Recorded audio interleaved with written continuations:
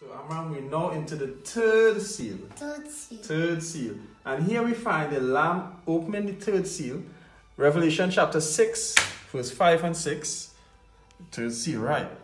So it's a very mysterious seal again. But remember, John wrote it down. It was in symbols. But now we have the seventh angel revealing it unto us. So we have the black horse. We have the balances. And look at what Brother Branham said on the third seal. He said, this morning early, the Holy Spirit came to where I was. I seen this other seal open up. So the Holy Spirit revealed his third seal to Brother Branham. Then he came down to Branham Tabernacle and he preached it for us. And now we have it on tape and we're hearing it today. It's still being revealed today. Now, the third beast that went out from the devil was this black horse. The black horse, correct.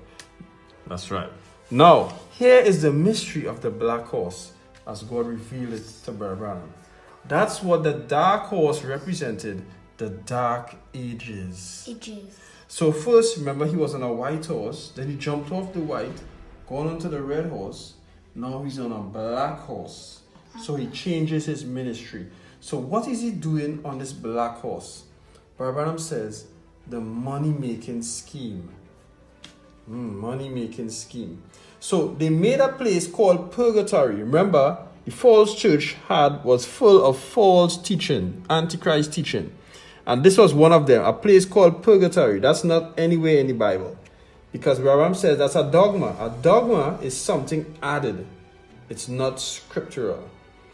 They began charging for prayers, novenas. That's not scriptural. And they were stripping his subjects of their money. Where's the money? They were capturing the wealth of the world. The church taken your property over, and in order for the dogma to prevail, they cast out the word and destroyed the Bibles. That's right. So only the priest would have the Bible. The regular man or family won't have any Bibles. So what did God do?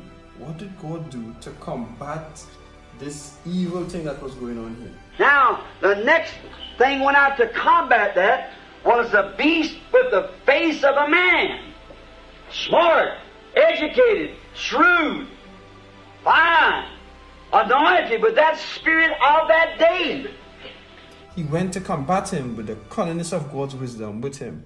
That was the age of the Reformation. Martin Luther, John Wesley. Now look at this. Now God said, God put a spirit of wisdom upon man to understand that's wrong. Now one of the first reformers was, who's this? Luther, Martin Luther. And remember when we did the church ages, what Brother Branham told us about Martin Luther? October the 31st, 1570 A.D., when Martin Luther nailed his 95th thesis on the church door at Wittenberg, Wittenberg, Wittenberg, Germany. From that date, the Reformation set in. The fire began to fly. Now, Luther loved the Bible. He loved the Bible, and he not only wanted it for himself, but he wanted everybody to have it and to live by it. So what he did, he took advantage of technology in his day. What is this? Printing press. Yes, a printing press. In Germany, they had made a printing press. And Luther took the Bible, translated it, Old Testament and New Testament, and he made copies of it. They made their press and began to give the world the Bible. Look, they put the Bible back in the laity's hand again.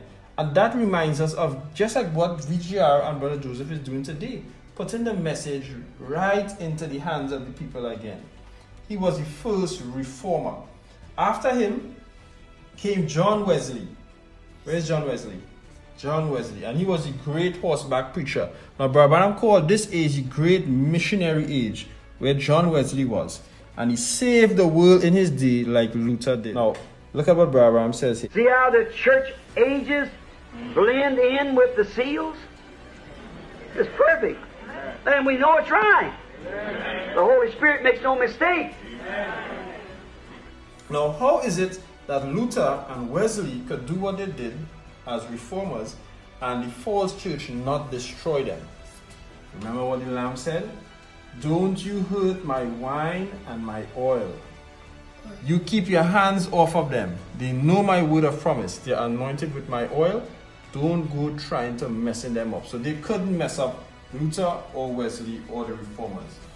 So because they had the oil, Holy Spirit, plus wine, stimulation, and that gives you stimulation by revelation. And that's what they had.